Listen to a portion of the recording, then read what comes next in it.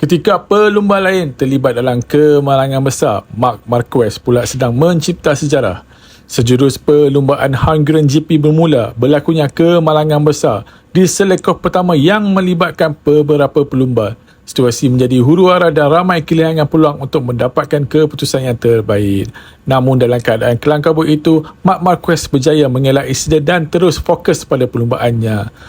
Marc kemudiannya bertarung sengit dengan Pedro Acosta sebelum mengambil alih kedudukan pendahulu dan mula meninggalkan pencabarnya daripada pole position, kemenangan di sprint race sehinggalah menjuarai perlumbaan utama.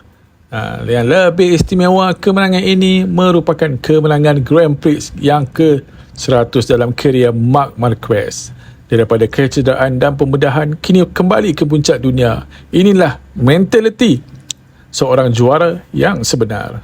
100 kemenangan. Adakah Marc Marquez pelumba terhebat dalam sejarah MotoGP?